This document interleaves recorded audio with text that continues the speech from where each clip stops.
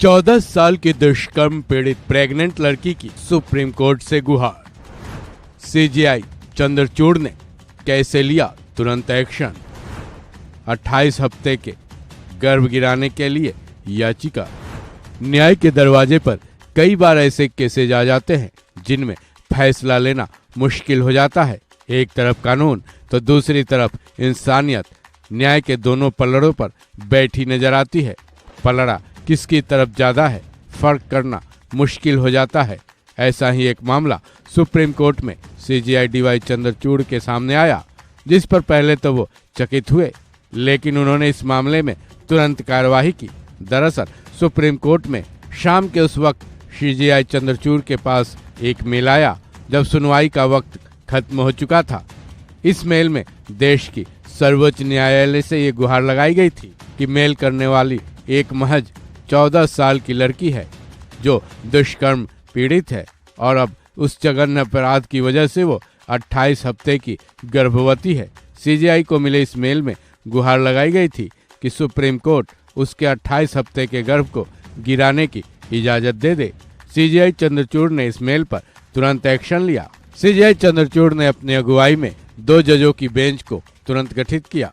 Bench के दूसरे जज जस्टिस जेबी पारदीवाला को बनाया गया। सुनवाई के लिए तुरंत तैयारी शुरू कर दी गई और सुनवाई शुरू हुई। इस केस में सरकार की तरफ से अतिरिक्त सॉलिसिटर जनरल ऐश्वर्या भाटी पेश हुई। सुनवाई के दौरान सीजीआई की बेंच ने मुंबई के सायन अस्पताल से रिपोर्ट मांगी, जिसमें यह पूछा गया है कि 28 हफ्ते की 14 साल की गर्भवती लड़की की शारीरिक और मानसिक स्थिति को देखते हुए क्या उसका गर्भपात करवाया जा सकता है।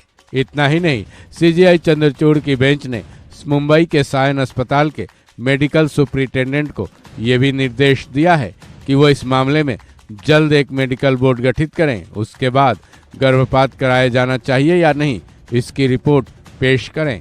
सीजीआई चंद्रचूड़ की बेंच ने 14 साल की दुष्कर्म पीड़ित गर्भवती बच्ची के इस केस की अगली सुनवाई 22 अप्रैल यानी सोमवार को रखी है। सीजीआई ने मुंबई के सायन अस्पताल को इसी दिन अपनी रिपोर्ट भी पेश करने को कहा है।